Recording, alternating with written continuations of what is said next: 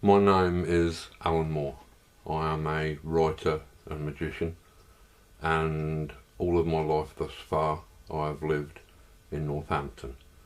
Northampton is a town that is at the economic, geographic and historic dead centre of England, and to a degree this town is my territory. At the age of 40 in 1993, I decided that I had a fairly stark choice in front of me. I could have a midlife crisis, which was fashionable amongst a number of my 40-year-old friends, or I could perhaps attempt something more interesting and go absolutely stark, slobbering mad and declare myself to be a magician. I felt that the latter option would probably have more entertainment value, both for myself and for those around me, than simply wandering around asking what it was all about and where life was going. Magic has pretty much dominated my work and life since then. It has, more than anything, opened up a different kind of language, a different way of reading and understanding the world around me. Magic, I've come to realise, is not an escape into some fabulous nether dimension, some marvellous mystical dream world populated with extraordinary creatures. Yes, there are extraordinary creatures and strange dream landscapes that are very much a part of magic, but magic, more than this to me, is a new way of seeing our own world. It's a new language, a new set of eyes, a new way of reading the signs and symbols and messages that surround us every day.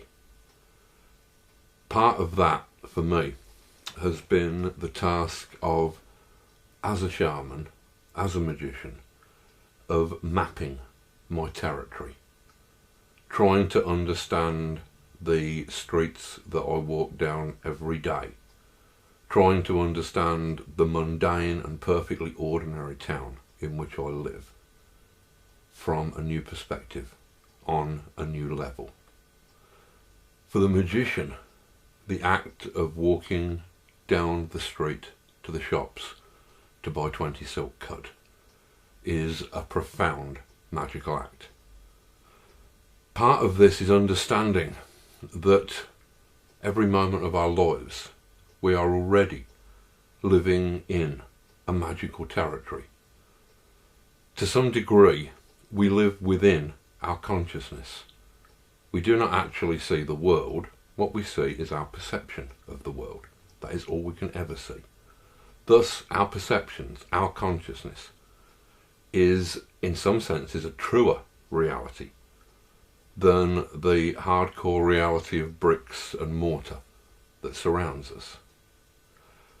For the magician, the act of walking down a street is less to do with the solid paving slabs beneath his or her feet, more to do with the web of association, of memory, of fiction that surrounds the place through which the magician passes. Any street that you walk down will have layers of association and memory connected with it. It will have memories of when your mother perhaps pushed you down that street in your pushchair when you were 18 months old. You'll perhaps remember playing with your friends there when you were 10, walking a girlfriend home down that street when you were 17. There will be all of these personal layers of recollection and history. On top of that, there will be the history of the place itself. That information that you've managed to cull from history books, town records, famous people that are associated with this site, murders, ghosts. There will also be a layer of rumour, lie, legend, prejudice.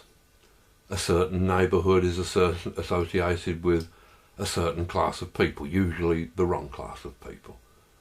This may be justified, it may not be, but it has a certain reality in that idea will be colouring the thoughts of anybody who passes through that location.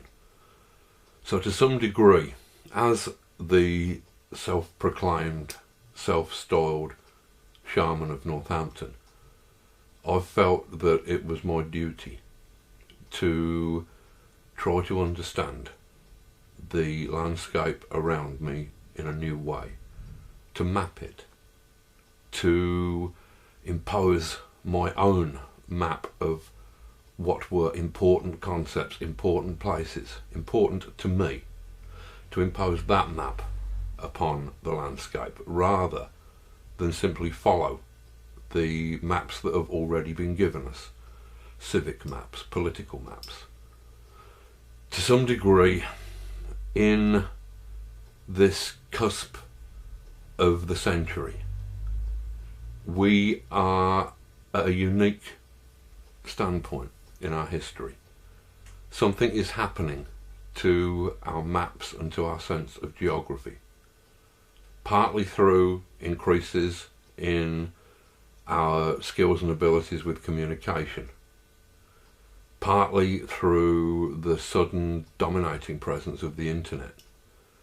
Our sense of geography is almost evaporating.